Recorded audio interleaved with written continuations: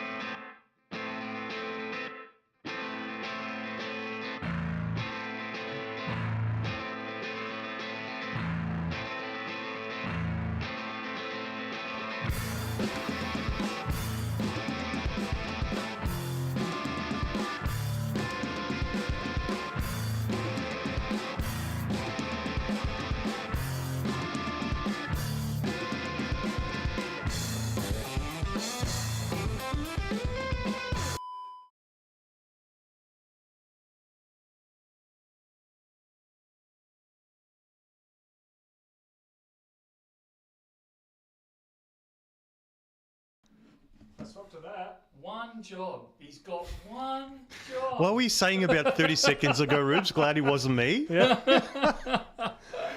This time it was, but it's fixed. People can hear us. Hey. So let's try that again. Okay. Hey everyone, it's Michael and What's left of Alex and Ruben! from Bullion Now, bullionnow.com.au, bringing you a very relieved Friday. Oh, it's not over yet. That's the spirit. It's not good. over. It's good. Yeah, this is good, and then 4 o'clock hits, and then it's back to the grind. Yeah, It's all good fun. unless we can extend it till 5 o'clock today, so we'll see how we go.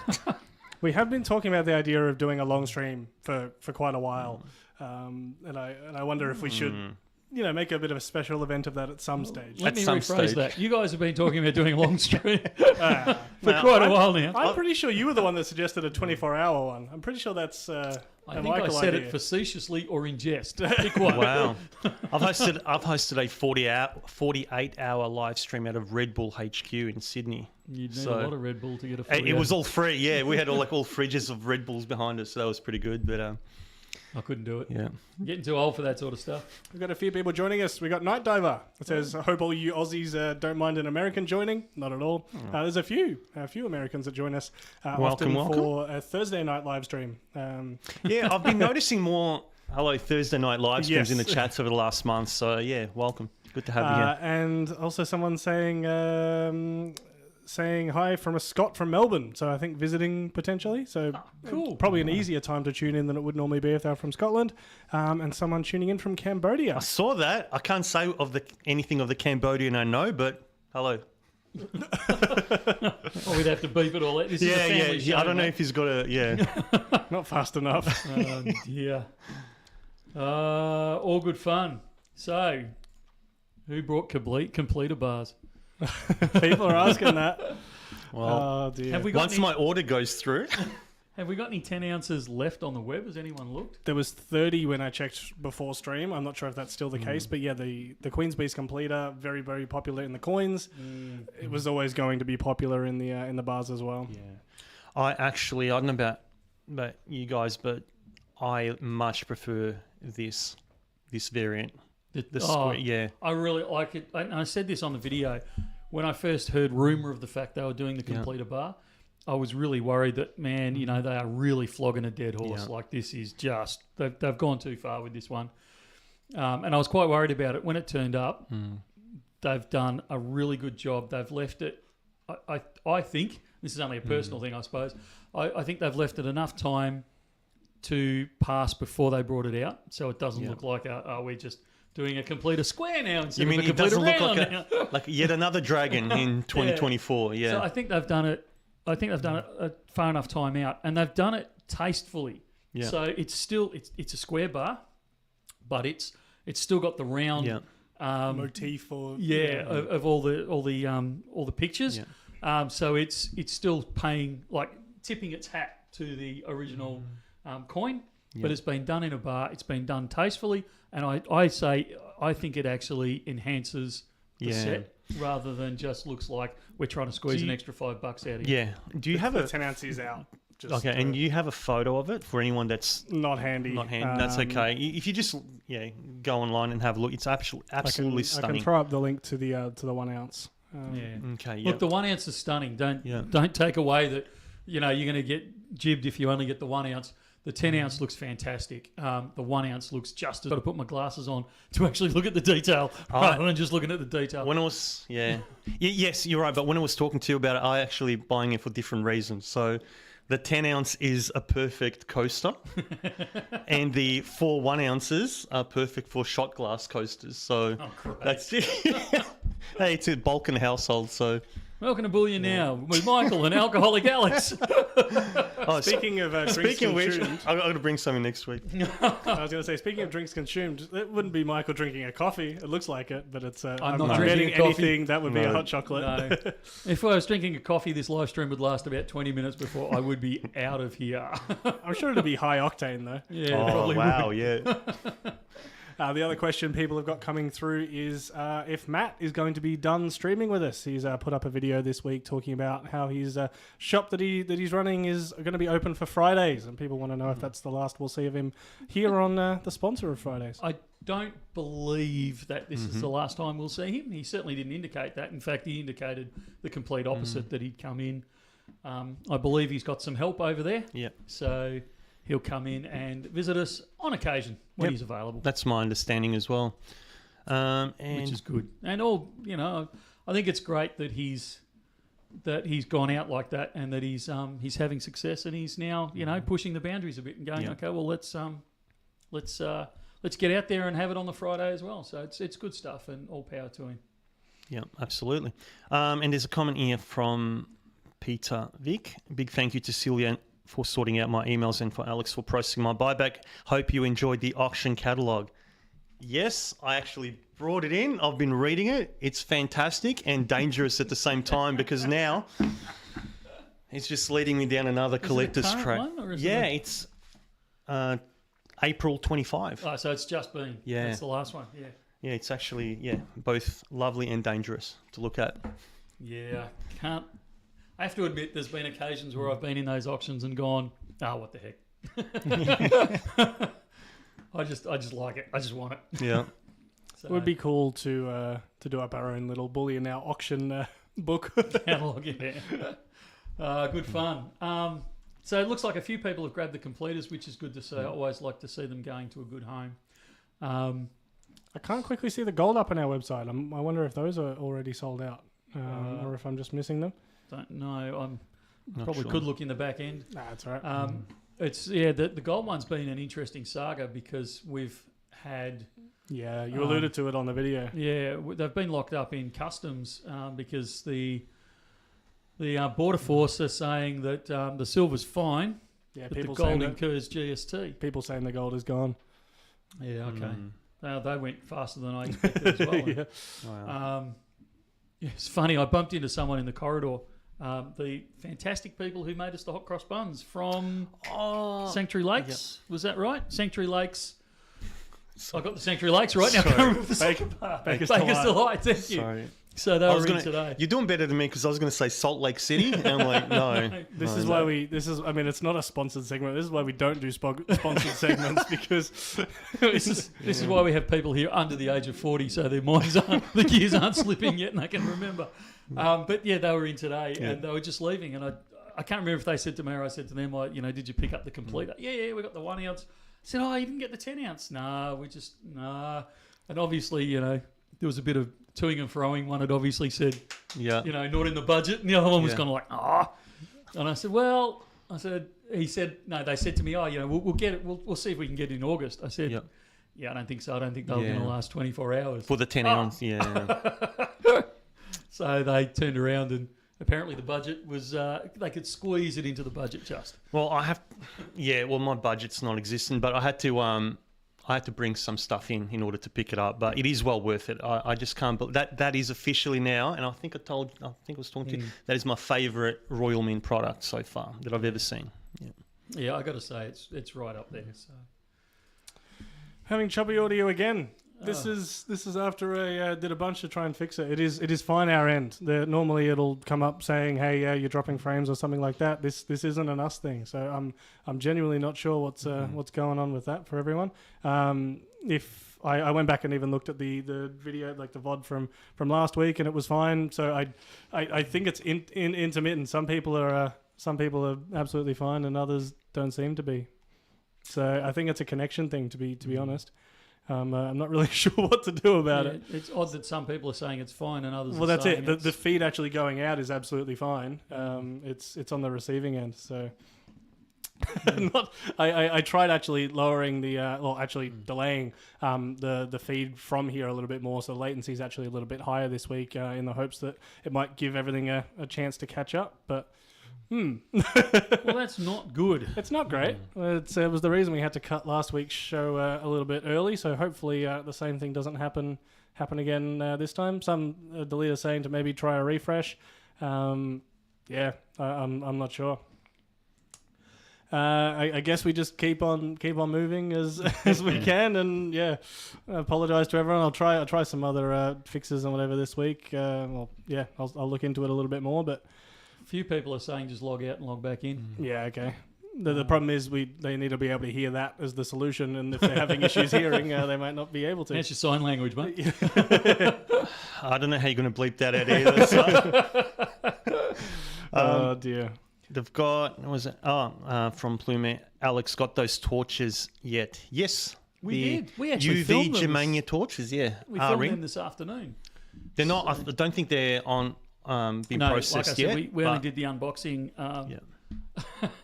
You should never have the picture of you up on the screen live because I look like a real.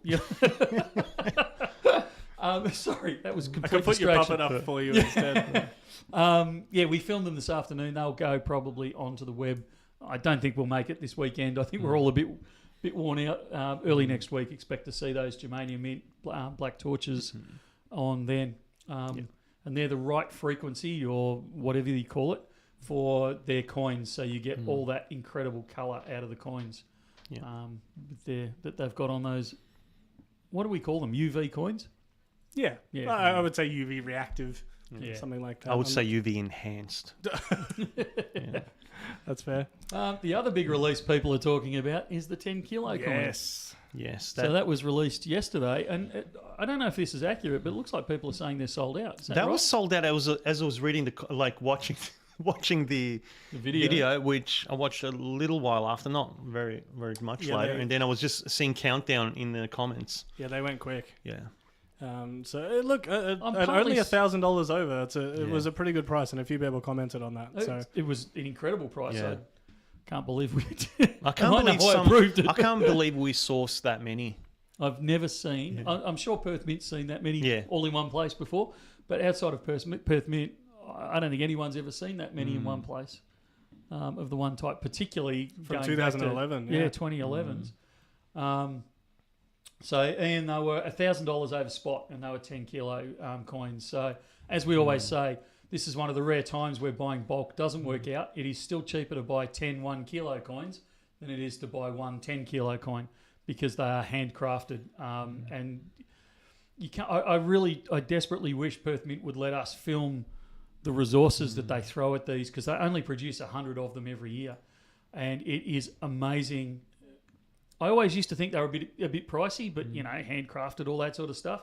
But when you actually see the resources they throw at it. Wow. They are a screaming bargain, even at full price. So, it's amazing. And then to get them and be able to sell them for $1,000 over, I thought was because for those that are unaware, what's the normal? I thought it was like 5.5 or something, or more than that. No, I think they're usually around 7 over spot. Wow. So it's somewhere between 6 and 7, I think, normally. But Laurie's commenting there. I got to tell you, those things. I know this is a dumb comment because they obviously weigh 10 kilos, but geez, they're heavy. Yeah. By the time I finished that video, it's also weight distribution. Yeah. So, yeah. Yeah. You could see, and I mean, I can tell because I knew it happened, but you can see in the end of the video, my arm's actually shaking a little bit because I've got it right out on the end of the leverage sort of thing, so it's really starting to pull my arm down. I'm not sure if anyone caught it. I threw it in as a little sneaky thing after the end credits. I did include the relief as you I didn't see that. Yeah, so if you watch right till the end of that video, you can see Michael very thankful that the recording has stopped. Yeah, that was a shocker, that one. But yeah, a beautiful coin. Great to see them in. It's just something totally different. Like once you actually, if you haven't ever an opportunity to see one in person and pick one up. Well, I'm hoping we kept one back that I can put into the shop for show and tell. I don't think so. No. I almost pulled the trigger in the SMSF with the Tiger, and I had it in the cart, and yes or no, and I deliberated and didn't. But that wasn't at the screaming bargain of 1,000 over spot. No.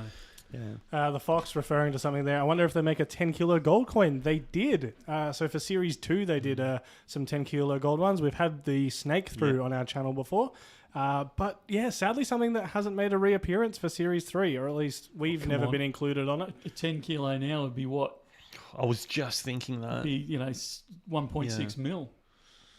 It's the perfect reason to get one through for the channel. Wow. We've had one through Hang before. on. Let's do it again. If I'm using the 10-ounce completer as a coaster, this could be a dish. Yeah. Dish. It'd be interesting if you flick that video up. I don't know if you've got the link, Rubes, at arm's length sort of thing that you could throw up. But some of the comments when we released that video was, because I'm trying to remember what we sold it for at the time, but it was, I think it was about 800, wasn't it? The title on the video is 750,000 10 kilo gold coins. So that's telling in and of itself. And some of the comments were, this is crazy. Imagine paying that for it. This is ridiculous. It's overpriced. It's now worth 1.6 mil minimum, 1.6 mil sort of thing. Wow. So. Wow.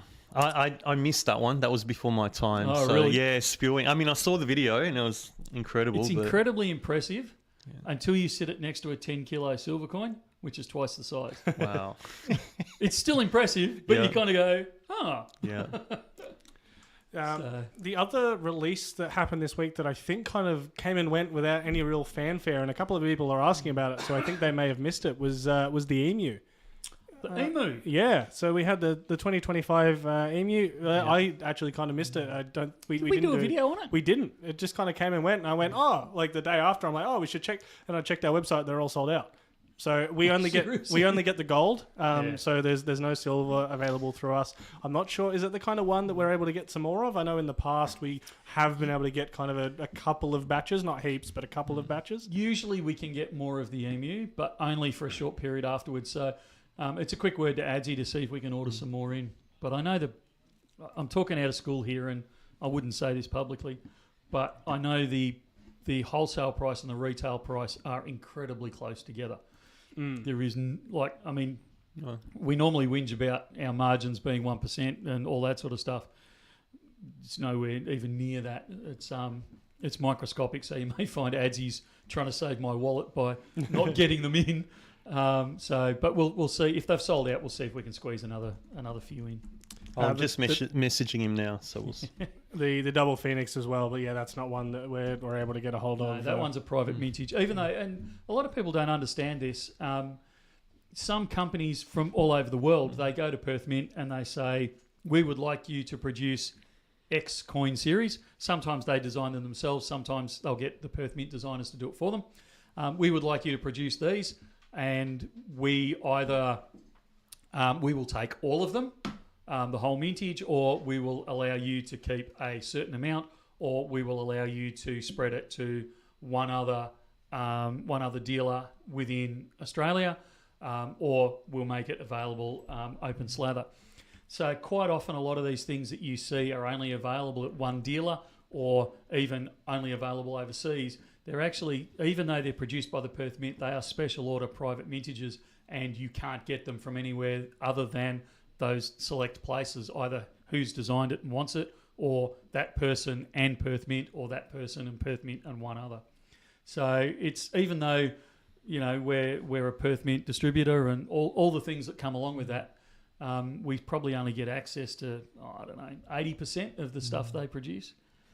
So it's sad, actually. I don't like it, and Perth Mint and I have had several conversations about it, and their natural response, and they're not incorrect, is you're only complaining because you don't get hold of it. If you were doing a private mintage with us, you would want exclusive to it, not let anyone else, which is a fair statement. They're 100% right. So on that note, When are we doing ours?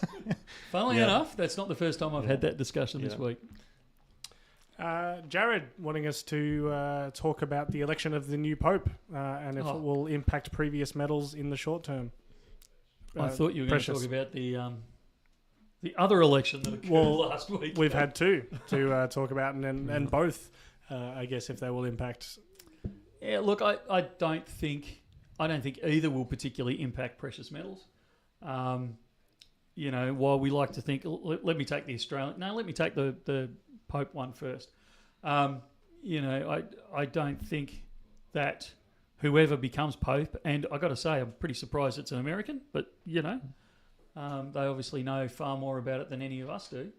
But I don't think an election of a Pope is going to impact on the price of precious metals. I guess in theory, the Pope could decide to liquidate all of the Vatican's assets, and maybe that could have an impact on the precious metals, but I can't imagine that happening for a millisecond. Can you imagine their vaults, though?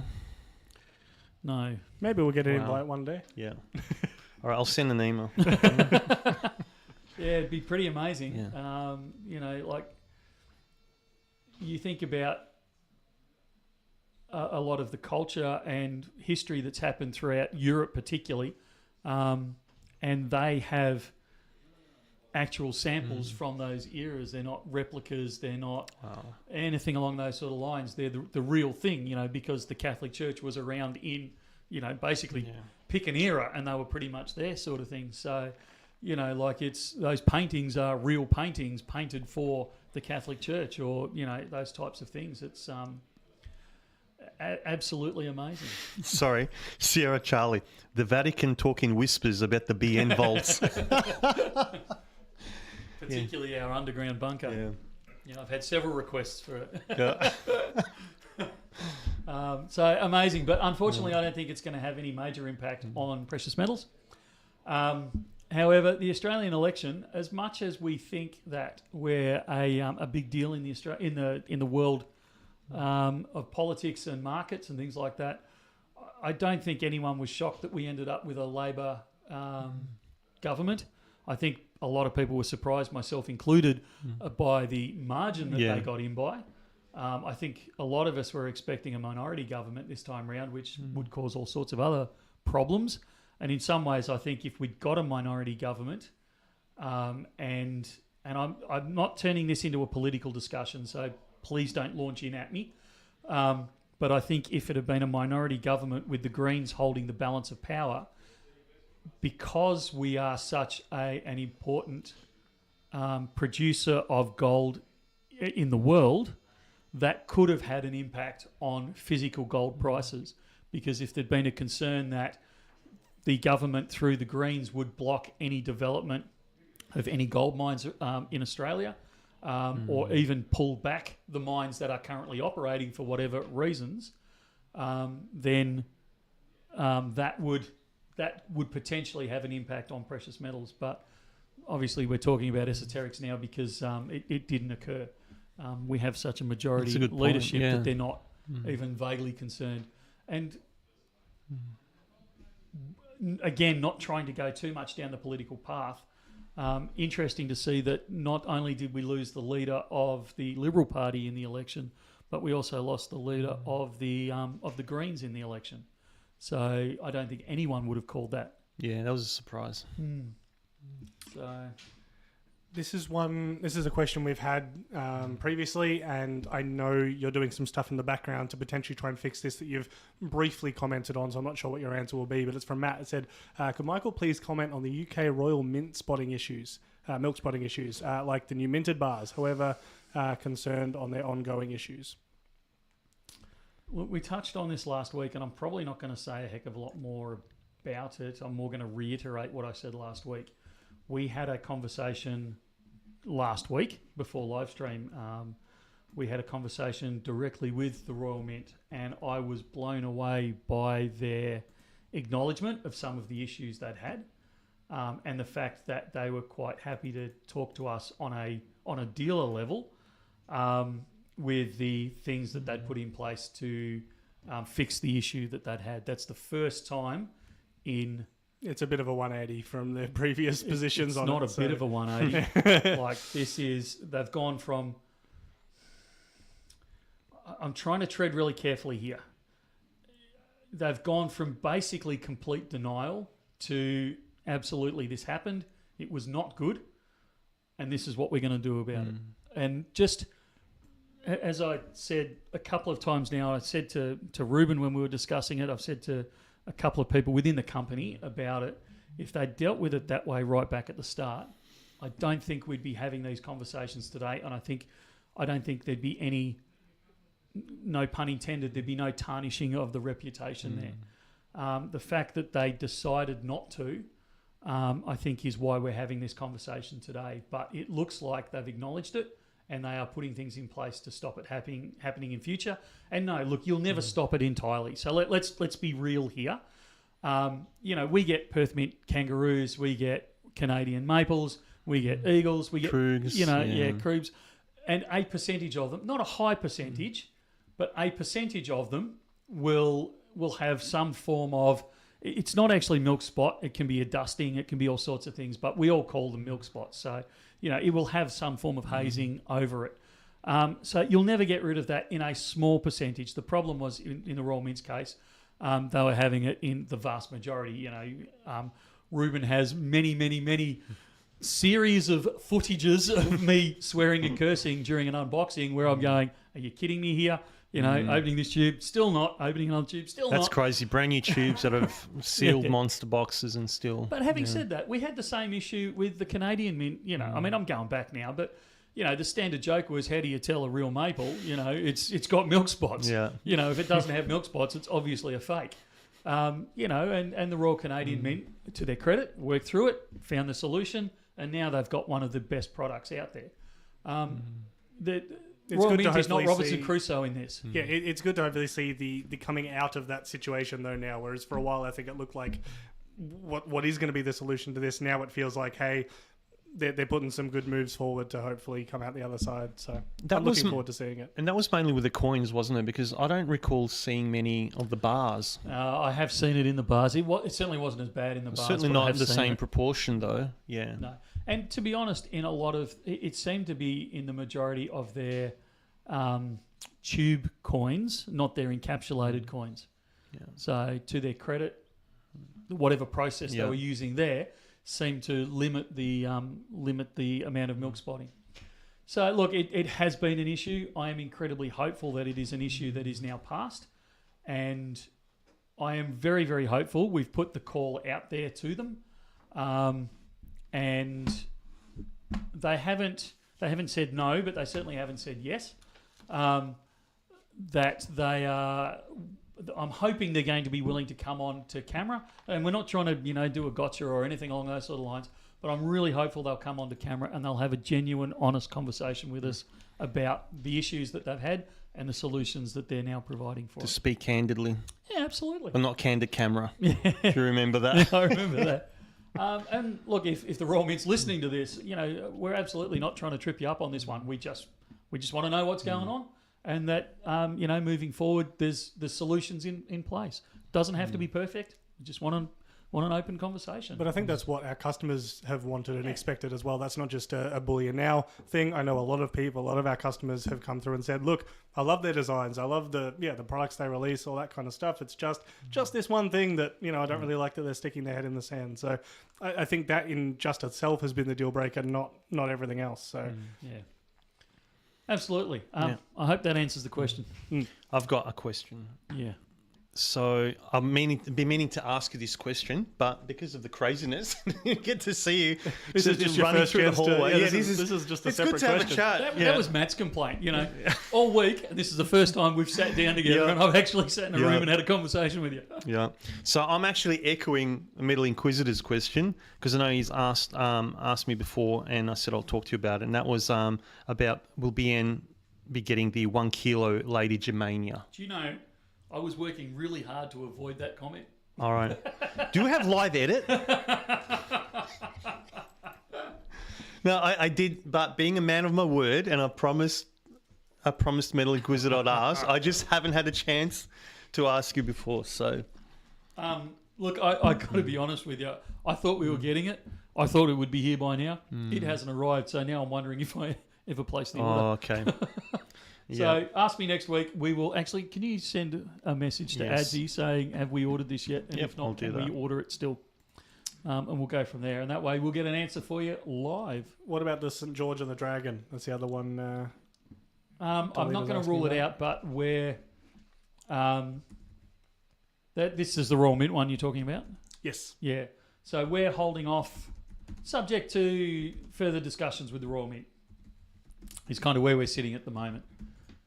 Alrighty, bit of a tough one that I've seen actually a few people comment about, but also we got a separate message about through on Instagram it's an important one to tackle. It said, "Hi guys, this is not a criticism as such." It's always a scary way to start off a message, isn't it? I would like Michael to address this issue on live stream today of delays, orders from being in processing stage to the shipment stage or storage stage. I love BN always will, but I've noticed a drop off in efficiency of orders received and fulfilled and sent. Thank you. Have a great stream. Yeah, I can jump in while you take a deep breath. Look, one of the issues has been also with the moving of stock between Pakenham and that getting ready and the city, and then orders in between. This is the 5th week that I've been counting that we've been absolutely slammed in the city. I can't speak for Pakenham. So we've been everywhere. Last night I didn't get out. I didn't finish until after 6:30, just trying, and that was for after the shop closed, just going to fill any of the orders that were lacking in a while that people have, that I've managed to see emails or that you sent me lists like these are already old, just to try and get them out ASAP. I think there was it Diane last week mentioned something, so that was done as soon as I got in on Monday. But again, everything's taken a while, but the in between the shops has set us back a little bit while we try and sort everything out. Kelly's not far off right, and I actually had a similar thought this week that I might change the company name to Bullion eventually. I'm honestly so surprised. I think I've said this before. I'm so surprised it's not a criticism name that we get called as an annoyance more often, to be honest. I still prefer Stackingham, and that wasn't mine. That was on one of the comments from a while ago. Look, there's a couple of things that come out of this. One is, the fact that someone can throw that email at us and still say, "I've received," because he's received, or he or she, I don't know which it is, has said, "I received lousy service, but I still love you guys." Love the show. Just keep it up. Yeah, it just shows the integrity and the character and the type of people that are Bullion Now, part of the Bullion Now family.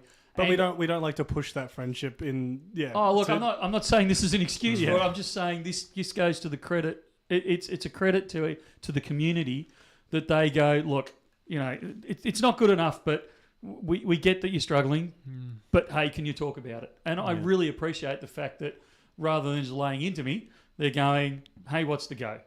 Yeah. Because it's good. And look, it's not good enough, and I'm absolutely.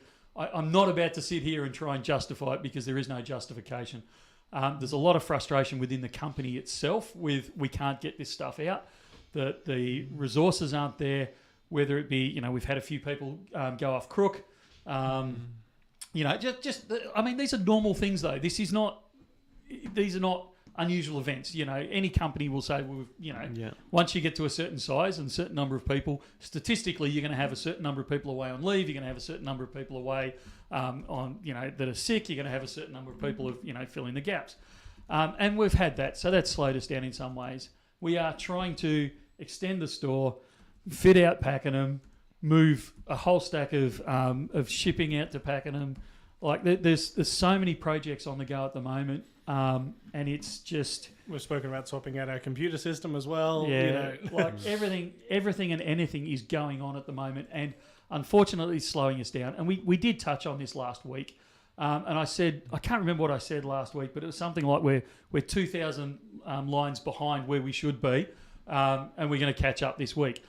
I was talking with Adam this morning when we were starting work, and we were discussing, because Adam spent the day with the dispatch department yesterday. to try and give him a hand and all that sort of stuff. And, you know, I was asking how it went, and he said, yeah, I think we got it down to something like 3,000 lines.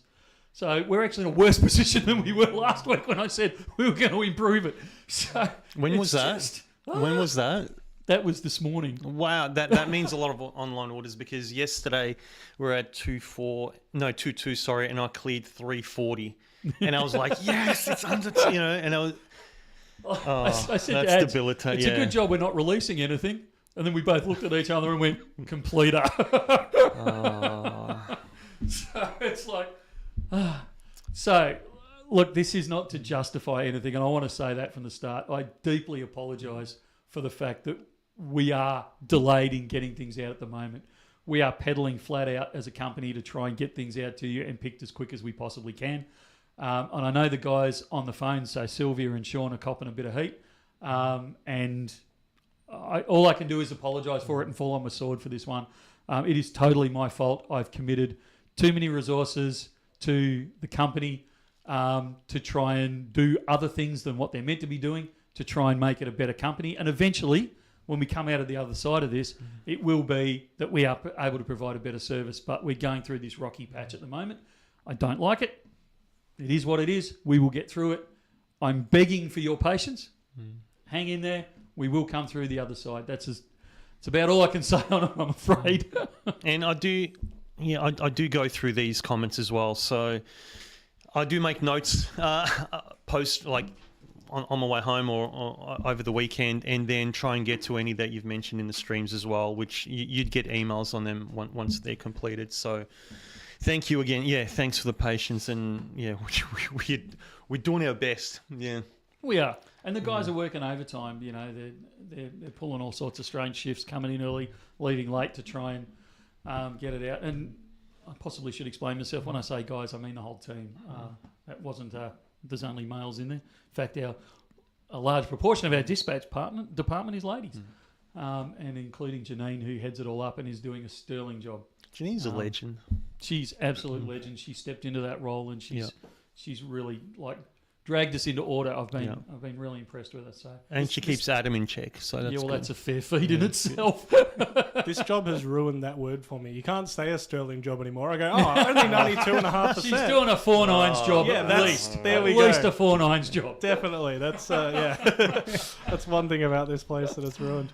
Oh dear. Let's move on, please. Roy has a question about combined shipping. I have some orders in storage and I'm about to do another. If I would like them shipped, do I just throw a note in with the orders that are in storage? I can answer that. No. You can. It'll delay it.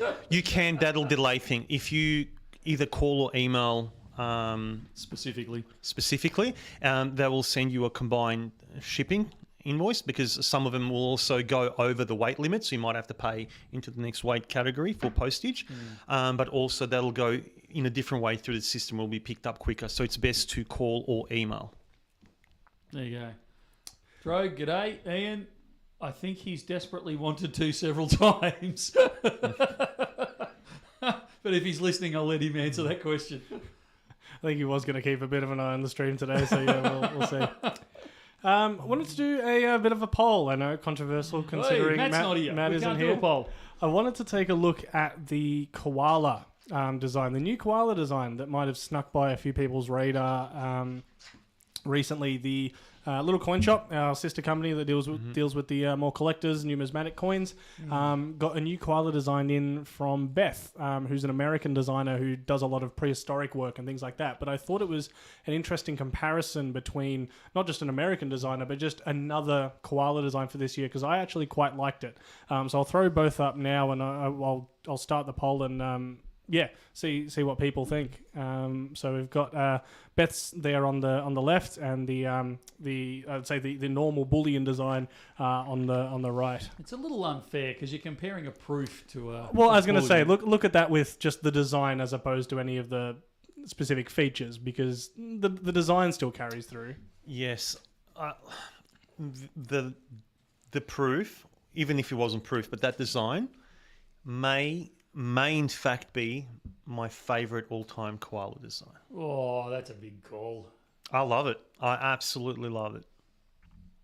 in the actual rare times you actually see a koala eating and not sleeping most of the day and night. But They are both Perth designs. They are both released through the Perth Mint. I can't believe. On another note, I can't believe I'm voting left. Looks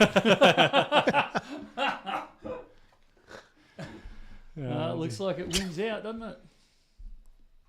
If your vote is none, then I guess just don't vote. But yeah, the left is winning on there. So I thought that was interesting. I did actually suspect it would be that way around. I think I tend to agree. But yeah, interesting to see that now kind of joins the John McCanty Wedgetail Eagle in a design that Perth Mint does that is very, very popular. Actually designed by a by someone out of the US, and that's not to slight any of the designers over at Perth Mint, but yeah, it's interesting to see them tackle our native animals and actually do quite well at them. You know what? Having said that, though, for an American, I would have liked to have seen maybe more of a drop bear, like attacking someone under the tree, falling down. You know, just that is the international reputation. That is their international rep. So yeah, but in all seriousness, that I think it's stunning. That design is wow. I love the design, and I said that on camera. My interest in this one is going to be: will this be the equivalent or the next generation of the John McCanty Wedgetail Eagle? Because that is pursued incredibly vigorously around the world, but particularly from the US. Yeah. Will we see this being the second series that does the same thing, where it's incredibly popular, in which case I should be stocking up on these things, or whether it'll just be a one-hit wonder? Yeah. It'll be interesting, and obviously it's only in time we'll be able to look back and say, hey, this is it. And I think in a lot of ways it will actually more depend not on this design, but on next year's and the year after's design. And if they're kicking goals and they're well received, I think then everyone's going to be chasing the first version of it, like people currently chase the first version of the Wedgetail, or the first couple of versions of the Wedgetail. Yeah. So, yeah, I don't know. I'm on the fence with this one because I like it, but I only have a limited budget for numismatics. So do I collect a few of them just in case this series takes off, or do I hold fire on that and just get the one? I might dip my toes in with a 2 ounce. Yeah. Maybe. Sounds like a plan. There's been some great releases this last week. There has, but look, I'm not a huge fan of this, the regular koala design this year. However, when we looked at the coloured one, looks great. It's the same. It's same but different. Yeah. It looked really cool. Yeah. And I'm not huge on all like coloured coins. But I've thought that with a couple of the coloured coins that Perth Mint's brought out recently, and by recently I even mean probably over the last couple of years, where it used to be that, some of the coloured coins they brought out, and no disrespect Perth Mint, but and the technology wasn't there. I'm the first to admit that one. They looked pretty average. Some of the particularly some of the early versions. But in the last year or two, a couple of Nightmare Fuel ones in there. Yeah. But the last year or two, some of their, I'm embarrassed to admit that I like some of their coloured coins more than I like their, precious metal, straight bullion coins and gone. Actually, that's worth the extra money for it, just because of the way they've made the design pop with the colouring that they've used. Yeah, is that for a particular series? No. Or just in general? No, it's not even just the colour. I've thought that with some of the experimentation they've done with their gilding as well. Because some of where they've gone out and they're now doing the reverse gild, they're starting to really push it now, where you see on the listing, reverse high relief, like the description will go 2/3 of the way across the, an A3 page. It's, they're doing all sorts of things with it, but some of them, they're willing to experiment and push the boat out a bit, and I think they're doing a really good job doing it. It's like when I first saw a reverse proof gold Libertad. Yeah. And my jaw just hit the pig table. That was incredible. Yeah. Yeah. There's some good experiments out there. Somebody did it with the maple and with a marijuana coin, where they started using rhodium, and there was some glow in the dark stuff, and there was a few different. I can picture them in my brain. I can't remember what they had in them. They almost had coppery looks across them and things like that, and black backgrounds, and some of them really popped. And I'd like to see. I'm enjoying the experimentation people are doing with the new technologies that are coming out. Yeah, now. I've seen a few of the Chasing the Panda series. I've seen a few of those. Yeah. And there's quite a few. And limited mint, I think like 500 or something made in each type. Unfortunately, some of them are made like they'll take the Royal Canadian Maple and they'll do things to them away from the Canadian Mint, so they're not an official production, and that's unfortunate. Yeah. I'd rather it was an official production one, but some of them me are too. just really, really amazing. Silver Fox, there's a reason they turn my microphone down. It's because I get loud. Got to have that buffer there. Yeah. Wanted to move on to look at some of the fantastical places our bags end up, Yes. Michael. We are going to do Where in the World is that Bullion Now bag? Where in the world is that Bullion Now bag? Where could it be? Can you guess? Let's see.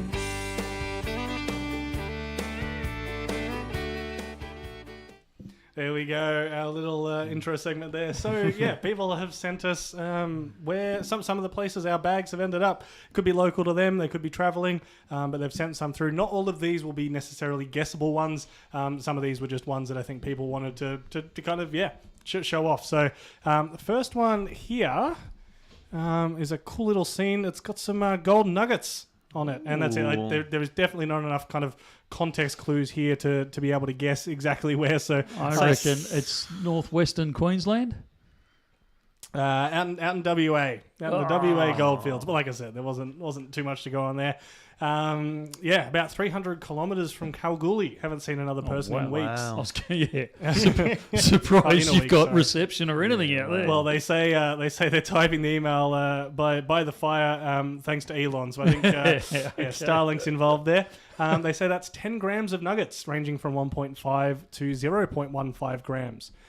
They'll end up at the Perth Mint eventually and probably become a gold kangaroo. You'd be amazed at just how much gold still goes to the refiners from small-time prospectors in Australia. Wow. So was it 10 grams? 10 grams of gold there. That's not bad. $1,700 worth there. That's it. No. And they say for a week. Yeah. Sorry, I got Are they using a detector? Yes, that was one of the mine labs. Your mine lab, I believe. can see that. Yeah. Yeah. Nice. So yeah, very cool. Thank you for sending Very that cool. through. I'm not sure if you're still out there hunting around, but good luck if you are. This one, Michael, bit of an aviation theme. I'll see if you can, even if you don't get the location, I'm interested to test the aviation knowledge. Uh-oh. It's a vampire in the background. It is. That is the De Havilland vampire. It's a gate guardian. It's an Australian one because of the roundel on it. Tamworth? No. Leave it up a little bit longer. See if anyone else in chat gets it. Like I said, I've had it up a little bit low. Added the delay a little bit. Northwest Queensland. No, we are in Forbes, in New South Forbes. Wales. Just up So the road. yeah, you're absolutely right. It is a vampire served in the RAAF back in 1949. Originally was at Wagga Wagga, but has been moved to Forbes in 1971. Oh, wow. There you go. Nice. So yeah, very very cool one there.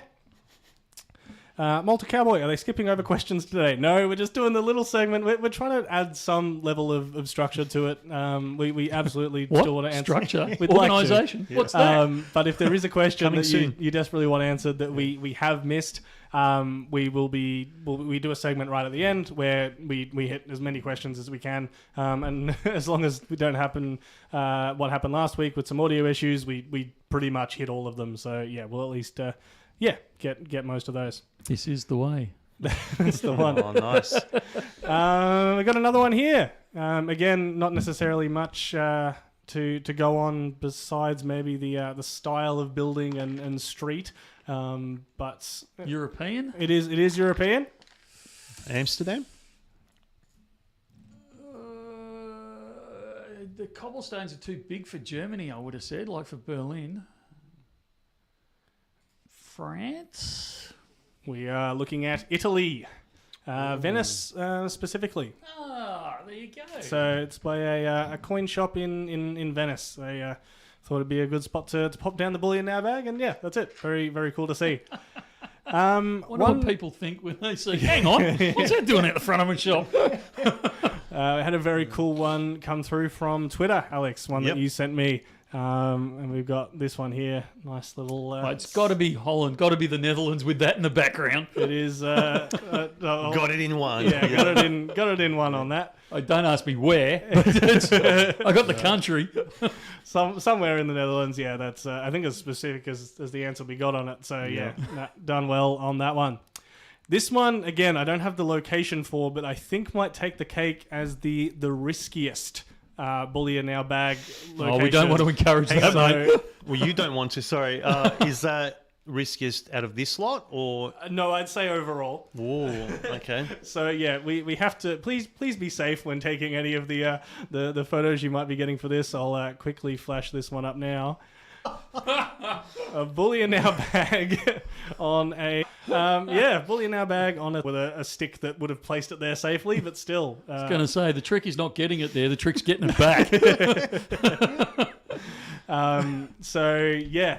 Very, very cool. Thank you so much for sending that one through. The unique places our bags end up, Michael. That's why it's... Looks like we've dropped something. Stream itself is still up. I'm just not sure about the chat. Yeah, I've got... We're reconnected. That's good. We think we're back. If we're back, yes, there we go. Short answer to that one is yes. Yeah, I think a few people in chat kind of answered that one, but it's kind of a bit of a mystery. And look, it's contaminants of some description along the problem is we generically label appearance as milk spotting, and they're not actually milk spotting. There's a whole variety of reasons why things get that reaction to it. So it could be something as simple as a reaction to the chemicals in the environment or on your hands, or the blanks, the way they were prepared and cleaned, or the way the coin was cleaned after it was stamped, or there's so many different things that can cause it.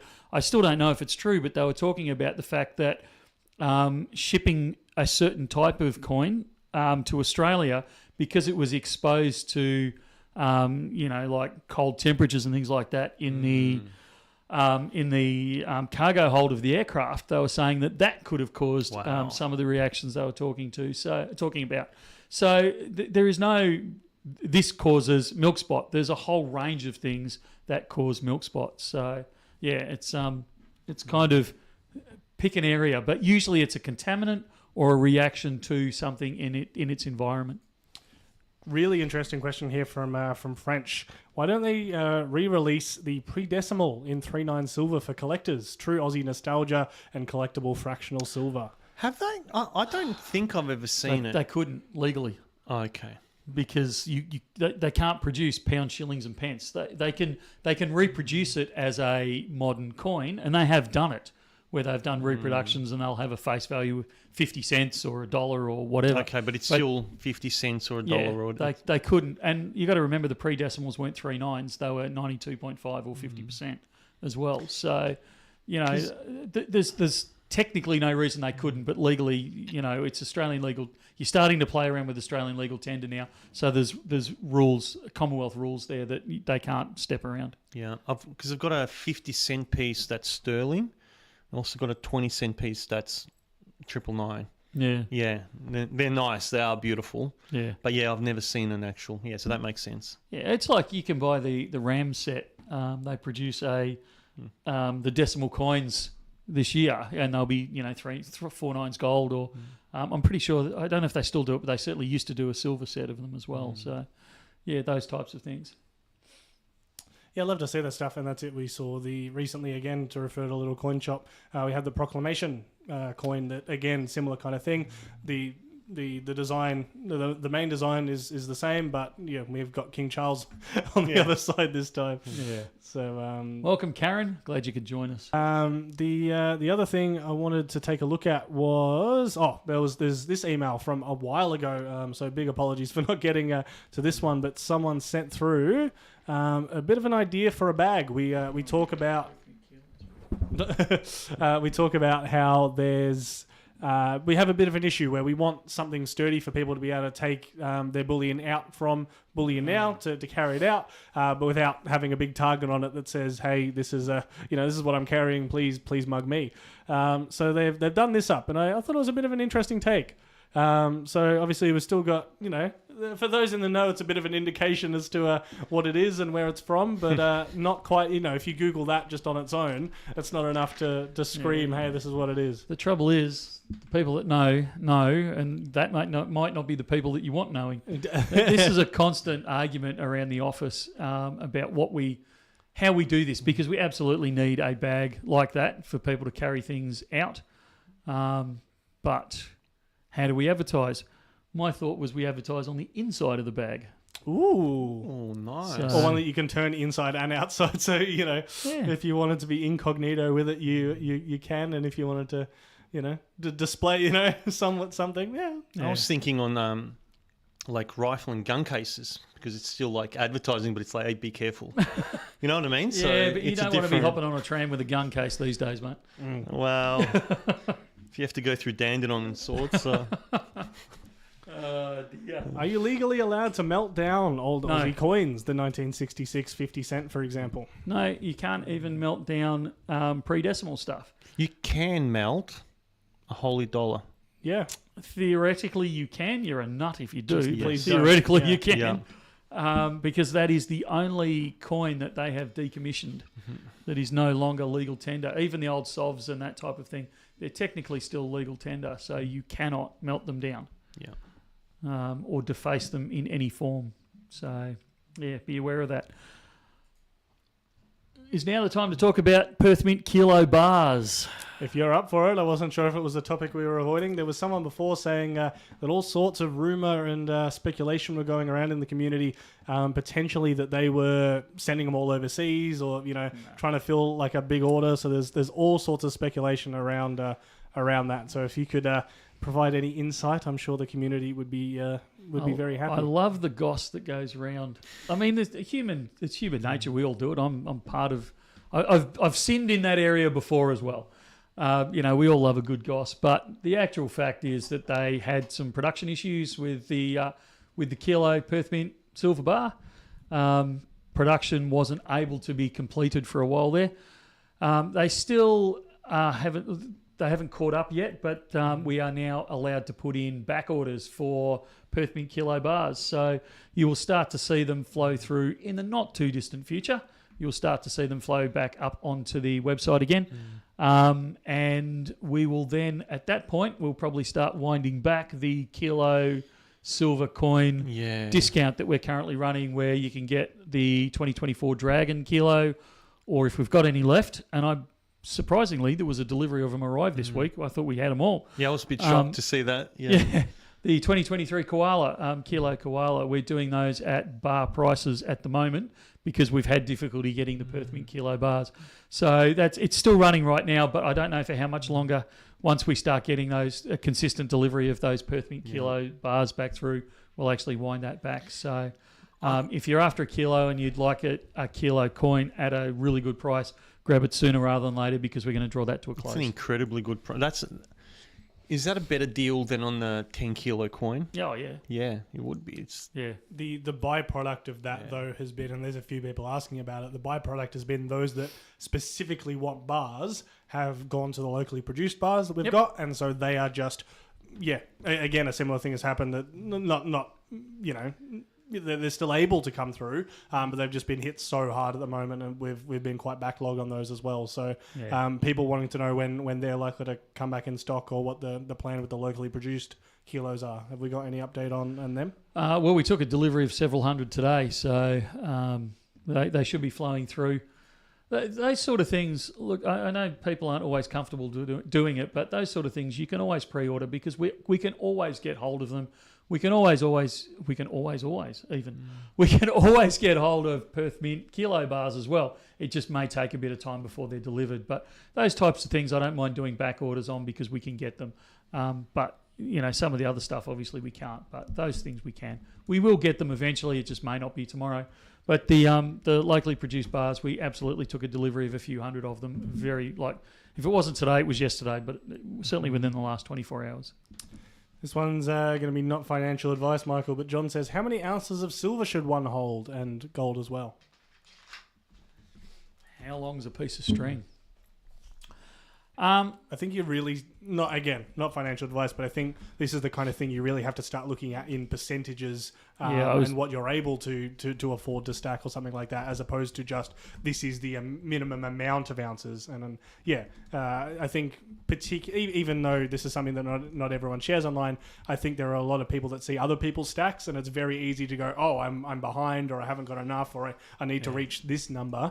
But people are at different stages of life. We've got a lot of young stackers, and we've got a lot of people that may have made money in other fields, wanting to convert it into bullion or things like that. So that's the thing I'm kicking off with. But yeah, look, you're right. Lynette Zhang did a video recently about use this to calculate how many gold bars and silver bars you should own. And look, I'm absolutely not bagging out that video. I thought she did a great job on it. But I lean towards, as Ruben just said, more a percentage-based thing.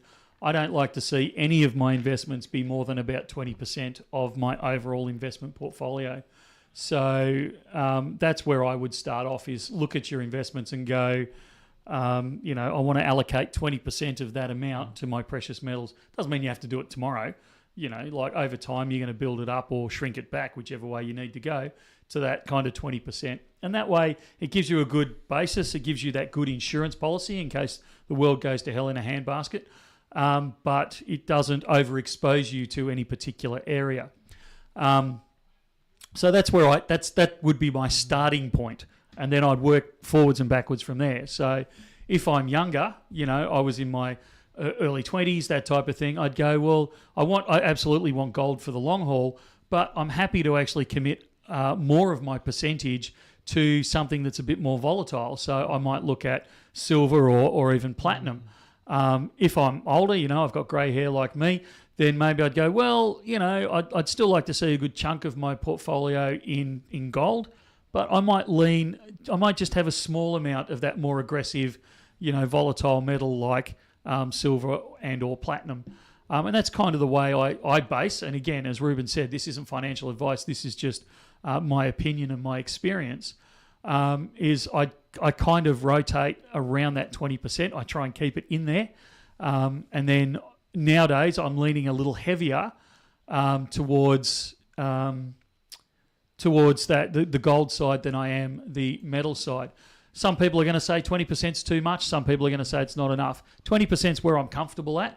I don't have anything like I invest across many industries, and I don't have anything greater. I try not to have anything greater than 20% of my overall portfolio, just to give me that diversification. I've got a good mate of mine that says nothing should be more than 5%.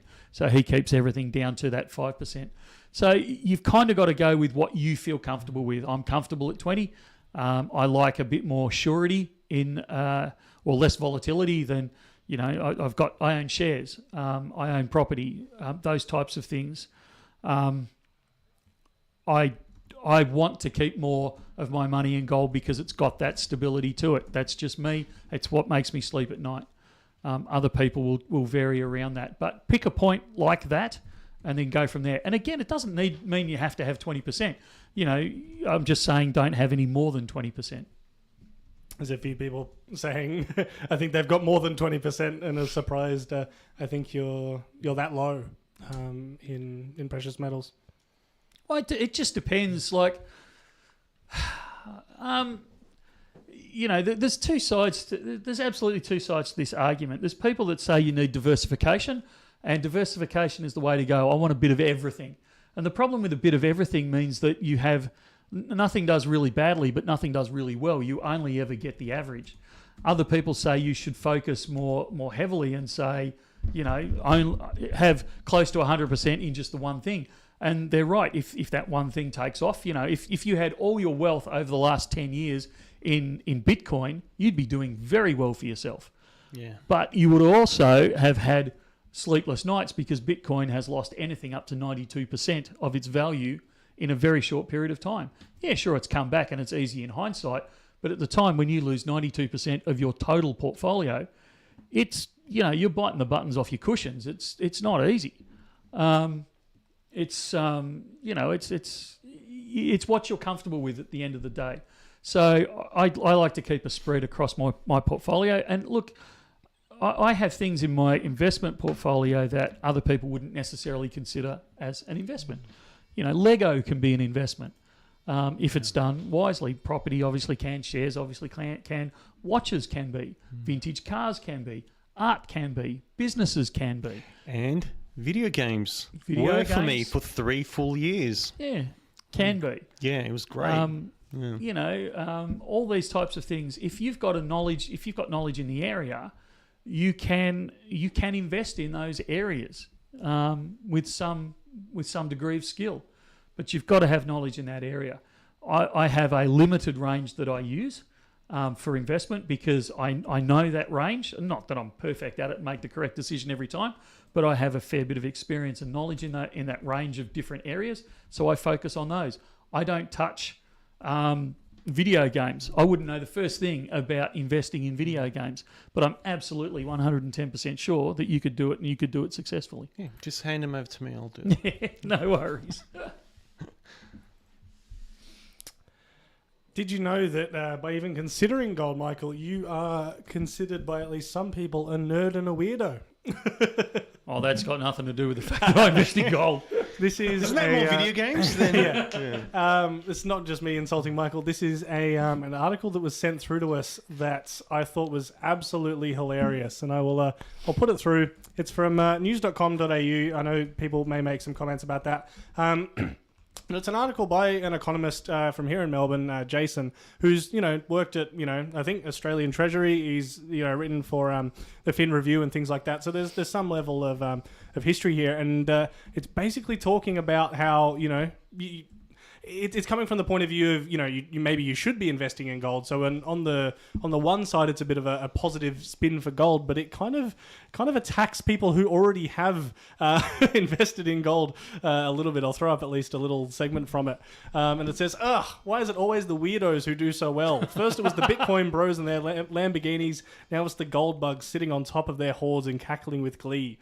The price of gold has gone through the roof recently, as the next chart shows. We're out here breaking our backs to make $1 and they have doubled their money by owning metal. The gold forums are full of boasting. And if you have a read there, there's a few other slights and comments made about people doing it. Don't you hate it when people prove you wrong? Yeah, exactly. And so big thank you to the person who sent it through, because it's a very fascinating read of someone who is kind of looking almost annoyed at the fact that someone's done so well. I've spent so many years getting educated. I've got so many degrees, and this numpty that lives next door that knows nothing and does nothing has succeeded. Yeah. Two things on that. One, I would actually like to respond to that original person posting that, but I'm too busy Uncle Scrooging through my vault of bullion. And second of all, I actually spoke to someone one of our customers, and she was picking stuff up for her brother and saying she was in the finance industry, and she's the only one not doing not doing shares but going into bullion, and they've obviously done very well, but it was all from education of the parents saying you save in gold, like physical items like gold and property, not in paper notes.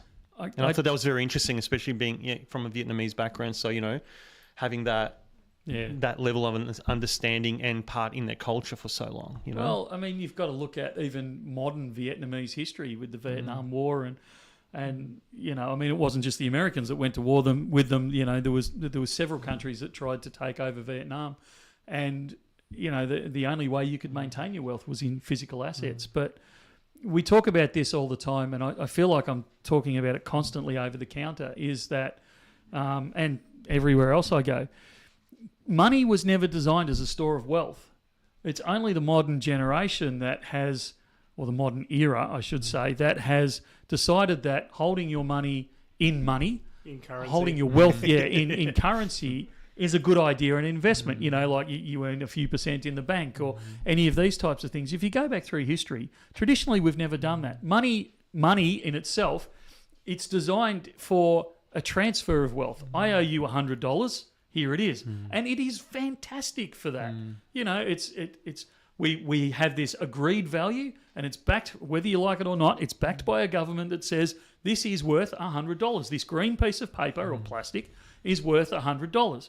And we all agree to it. And it's great for that. But it was never designed, and it never will be designed to increase your wealth or even maintain your wealth. You need physical assets for that. So the quicker you can get this paper or plastic, whatever you want to call it, the quicker you can get it out of your hands and into physical products, the better off you're going to do. And it's just that's been that way for millennia. There's recorded history of this going back hundreds, if not thousands of years, where you just need to get out of the habit of thinking holding cash, holding my wealth in dollars or whatever your local currency is maintaining my wealth. It's not. It never has been. It never will be. And it's never been advertised that way. It's great for a transfer of wealth. End of story. Full stop. And that's not a you should buy gold statement. That's a you should be in physical assets statement. Whatever those physical assets are, you should be in those. I think Malta sums it up, the article up quite well there. Jealousy by people who ignored the warnings. It was just, it's finally, I think, starting to come around a little bit where people are going, it's not just, But the thing is, it's not just about, nerdiness or, it's about education. It's about knowledge, and knowledge as that always is power. Yeah. You know what I mean? So if you know, you know. Well, particularly here in Australia where we don't have that education. Yeah. But I would say it's the difference between education and knowledge. Like, it's great to be educated up the wazoo. I mean, real life education as opposed to a certificate that you get. Yeah. But you've got to have a knowledge. You've got to know. You've got to actually have the outworkings of that knowledge. It's great to I'm not knocking higher education here. I've been to university. I've done all of that sort of stuff. Postgrad degree studies, all that sort of jazz. I'm a big fan of it, but that doesn't replace the fact that, just because I've got a piece of paper, as in a degree here, it means I know all. It means that you've got to get this practical knowledge and this outworking of it, and that's where it starts to take off. Thank you, Andrew Gamble. Time for a financial disclaimer. Absolutely. This is not financial or education advice. If you want to go to uni, more power to you. I think it's great. I went there. I'm encouraging my kids to go there if that's what they want. And some of my kids do and some of my kids do not. It's great that you do, but you've got to get your mind out of this in the financial terms, in my opinion. You've got to get your mind away from this, this following the standard lecture of, we earn so many dollars and we save so many dollars in the bank and we get our 0.1% interest rate in the bank, and that's how we're going to maintain our wealth. Your education should show you very basic maths. If I'm earning 0.1%, even 1% or 2% on my money in the bank, and inflation is running at 3%, and the government's advertising it at running at about 3%, I'm going to lose money. Even if you're like me and you don't believe that inflation is at 3% and that's a manufactured number, even if you work on their manufactured numbers, you are still losing money. You are still losing your wealth. It's as simple as that. And it doesn't take a university degree or a master's degree or a PhD or any of those things to do the basic maths of 3 is greater than 2. Look, in terms of that higher education, I've got a degree in Chinese medicine, right? And in clinical nutrition. I studied 4 years, plus I did 2 years extra part-time. And that gave me the qualifications to go out and practice. But the things, my greatest knowledge base came from personal, it was from personal experience, personal study, personal research, doing that. The paperwork just gave me a way to actually do that officially. But again, it depends on what you study and what field you want to do. And then most people I know that studied actually don't even do what they've studied. And like myself, a full-time now went in a very different field, not just that part-time. But it's, but I would just suggest to anyone that's younger and listening and thinking about it, think about what it would cost you, because there's a high debt involved in that. You'll be bringing on a lot of debt onto yourself. And are you going to commit to it once you've got it? That would be my... I go back to, and I've talked about this before, I go back to when I was in my 20s and my wife and I purchased our first house. And People have predicted you were going to launch into this, Michael. Oh, really? There was comments about, oh, here it comes. Here comes the house price talk. Someone else, yeah. When I was a boy, my first house cost, they've literally predicted this. Back in my day. I'm not actually going down that You path. played right into their hands, Michael. So we bought our first house, and then we decided that we could buy an investment property in our area. Now, we lived in a regional area, and at the time, we were getting between 16 and 24% rental return on the properties that we were buying down there. Now, I had a lot of, because I'd finished uni not long beforehand, and I had a lot of mates in the financial area. They'd all got their degrees. They were working for some of the major companies around the world, and they were saying, if you buy regional property, you will lose money. You will go broke doing it. And I'm going, hang on a sec. Let me get this right. I've bought this house for X amount. I'm getting, let's call it an easy 15%, because it was easy to get 15% back then. I'm getting 15% return on this house. My interest rate was, I think it was 6 to 7% at that point. So the numbers were, we used to rent the property for $95 a week, and my all-up expenses, including mortgage and the real estate fees and all that sort of stuff, was $65. So we were making, give or take, we're making about $30 a week in our pocket. Now, that's not, you're not going to retire on that. Even back then, you wouldn't have retired on that. But we're clearing $30 a week, and they're saying, you're going to go broke. And I'm going, hang on a sec, explain this to me. I'm getting money in my pocket every week. Oh, but the property will go down in value. It'll only be worth half what it is now. Well, that's great. So this was on a 10-year mortgage. It was paying itself off. Even if it goes to half its value, I haven't put a cent into this property. In fact, I've taken $30 a week out of it. It's now worth half what I pay for it. Okay, fair enough. But I didn't pay for it. The tenant paid for it. Where am I losing here? This makes absolutely no sense to me. And these were the guys with the high degrees that were saying you're going to go broke. And the interesting thing I found, and I've said this before, is that 5 years after we were having those conversations, we started selling those properties because they'd gone up almost 500% by that point.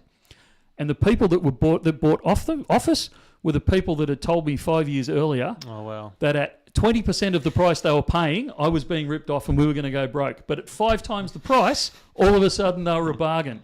And they were returning like 6%, not 16% that we were getting. Wow. So sometimes the super smart people, and I'm not trying to knock them here, but you've got to look at your just use some logic sometimes. Common sense, the least common of all the senses.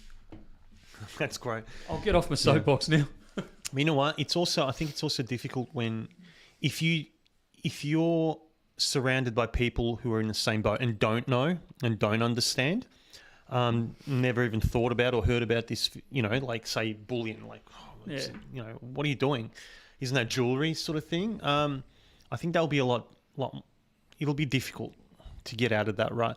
And it goes back to I've met a number of financial advisors, and they don't get taught about God. And the two that I've met, and one just yesterday when I found out what they do, it's only having prior knowledge, not something that you're even being taught. So I think it also depends on your circumstances, which is great then for people to have shows like this, other YouTube shows that speak to the masses. One of the guys here that's commenting, A1AU79, Andrew Cath. I won't speak out of school here, mate, but if you want to talk to someone who knows about this from a financial planner's perspective, because you're saying, even financial planners, he can explain to you why financial planners won't do it, because they're tied up in knots through legal requirements and they can't. But it's a fascinating discussion. Andrew's very, very knowledgeable in these types of things. He brings some real insight into what they can do, what they can't do, and what the society, the government, whatever you want to put in there, is saying to them as to why they can't steer people into gold and precious metals. So if you ever get a chance, have a yarn to Andrew. I'd love to. And that reminds me of a lot in the medical field, how... Oh, you can do it, but don't ever say you do this. You can't. You'll get shut down. So, yeah. All right, I think we've been on that soapbox a little too long, so let's move on. One of the other things I wanted to hit this week was obviously there's been some Some changes around the world. We've got India and Pakistan kind of tensions bubbling and kind of bubbling over at the moment. Yep. And yeah, I've had a few people in store kind of wondering why that hasn't really done anything to the gold price, gold or silver price. So if anything, it's actually dropped back, and we've kind of we've seen with similar conflicts previously how when something like that starts to kick off, tensions rise. You know, we kind of knee-jerk reaction back into precious metals, but that hasn't really happened this time. Someone else was talking in the comments earlier as to if that was potentially because India in itself is quite a high purchaser of these metals, and so they've kind of got other things on their mind at the moment, and so potentially their buying has dropped back, and that might have been something that's impacted. But yeah, why do you think we may not have seen as much of an uptick in precious metals because of a conflict? Again, not really ducking into the political or any that side of it, but just the precious metal side. Respectfully here, and I do not mean any disrespect by this, India and Pakistan have been throwing things across the fence at each other for years and years and years.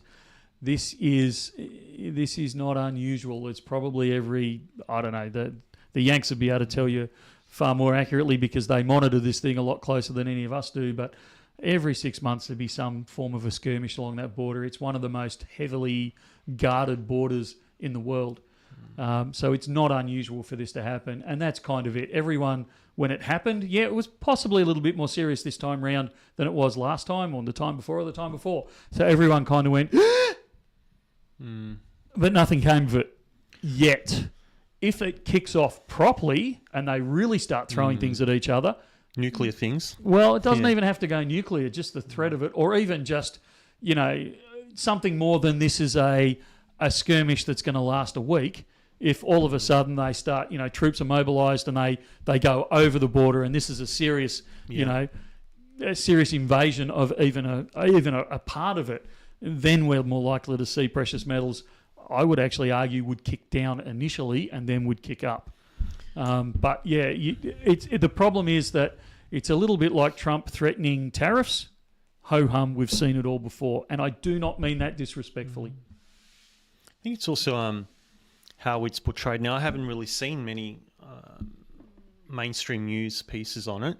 But then again, it's what I see anyway, mainstream news is like the mouthpiece of the military-industrial complex anyway. So if you don't have a lot of foreign bases there, like with, say, US or other interests, then it wouldn't be on their radar, and, you know, they won't evoke emotion over it. If it's not in their interest, they're probably not going to do that. And I think that's one of the reasons we haven't seen much on it. Yeah. Just my opinion on it, yeah. There is one thing I want to touch on, one by Malta Convoy. Can BN make greater use of X/Twitter with original content instead of reposts? Bullion Star and SG does this, but I'd really like to see you do likewise and have greater reach. Your time has come. Thank you. I'm the one that does the Twitter. I was wondering if you were going to poke this But the thing is, I do that in my own time. I get paid for it. And we've been just flat out to do that. And I used to spend time like at work, you know, take photos and do that. And I still do. And I've still got photos and things that I want to run and sell on. And I've done some recently, but it's just the time has been at work tied up with just filling the backlog of orders. So that takes priority. But that is something definitely that's on my mind. Yeah. We're being hammered because we're not getting enough shipped out. Yeah. We're also getting hammered that we're not taking enough time away from shipping to do the rest of our social medias. So we and I totally agree with you, but you'll see that, and I'll answer some, say, DMs and stuff on Twitter, and then I'll jump on and I'll look through myself, and if I see anything interesting, I'll repost it or engage in direct conversation. But otherwise, when I get a breather, that's when I'll be able to continue. Because before I used to do daily things, like every day I posted something for sale, and I do want to continue with that as soon as I get a chance, because it gives people a chance to see what's come in. You know, with the buybacks, that those that can't make it into the shop and that are all around the world. So coming back soon, hopefully. What I'd love to do, I want to pick up on what Jet said in a minute, but what I'd love to do is do a day in the life of, and we'll do a day in the life of me, and a day in the life of a Bullion Now worker, and post that online. And if we could work out how to do it, like safely and securely, I would do that in a heartbeat. I'm 'cause even I think too it would be tired an to think eye-opener. safely, so just do it. Let's do it and just get back to work. So, So I think people would be shocked at the chaos that we work in. I'm shocked at the chaos we worked in sometimes. it's always, you know what? Anyone always gets me is like, if there's someone that comes in, like let's say starting new, and you go, oh, this is Ruben, he does this. This is Brett and Oscar, they do this. This Alex. What do you do, Alex? Michael, what? Just a bit of this, a bit of that, and That's just fill in the gaps and whatever, you know. So, yeah, that'll be interesting to to sort of even portray that. So I was driving in the other morning and thinking, you know, I was going through my previous day and thinking, how would we show that? Because, you know, I went from this meeting to this meeting, and then we put out this fire and this fire and this fire, and then I was in this meeting, and then we went back and fixed that meeting and fixed that fire, and this one reignited, and then we went back here and back there, and I never actually did what I set out to do that day, but I got all of these things. Yeah. And for someone that asked earlier, I'm still doing I think I haven't done a Michael's soapbox or whatever we called it. Well, there's the for a two different. while. Someone was asking for rants, and I wasn't sure if that was what they were calling the musings, which is you in the car in the morning, or if they were talking the more rant style, where it's just you Getting tearing into frustrated. a topic. Yeah, I'd been a bit... The problem is I've been a bit short-tempered lately. That might not go down well. But I did some musings. Have we released those musings, Nope. Rubes? So there's a couple of musings in the can that we might try and get out next week before they're no longer relevant. And I wanted to touch on a comment that Jet made, and I'm looking for hire more. That was hire more, yeah. Yeah, it's not as simple as just hire more people. So there's several major problems, but the two major ones on that one, I can't just drag someone off from drag someone up from the tram stop out the front and say work, because obviously they need they need to know what's going on. So it takes us anything up to 3 months to actually bring people up to a speed where they're useful for us, because you've got to learn. Even hardcore stackers still need to learn the products, and they need to learn our procedures, and they need to, all these types of things. Learn how to deal with the Bullion Now family and Operating systems. Yeah, all those types of things. So it's not as simple as just hire more. And the flip side of it is also this industry, and I've been in several industries, and I've never seen an industry like this one where it goes in cycles, and you will run and run and run, and you're trying to fit 25 hours into a 24-hour day, and you just cannot, you are just so insanely busy, it's not funny. And then 2 minutes later, the world stops, and it's like, where'd everyone go? What the heck? Yeah. And all of a sudden, it's not that we're scratching for things to do, but you're almost scratching for things to do because the world just stopped for a second. When was the last time that happened? Yeah, well, it's been a little while, I'll admit that one. Look, But then, then when you think, oh, what are we going to do now? Do I have to start putting people off? Do I have to? And I haven't had that thought for a while. All of a sudden, Trump will send out a Twitter or something will go off, and all of a sudden, we're insane again, and we can't keep up. So when I get criticised for this, but when we employ someone, my intent, I understand that people are working for their families, and it's very important to me that we can provide for that family and not turn around in 3 weeks' time and say, thanks for coming, see you later. So when we take people on, the intent doesn't always work out this way, obviously, but the intent is to take them on forever, or at least give them that opportunity to. So I won't hire someone with the knowledge that, I'll just hire them for 6 weeks, get us over the hump, and then they're out the door, because I'm going in with the attitude of I'm hiring someone, they are a permanent part of the Bullion Now family, and that's where I want them to stay.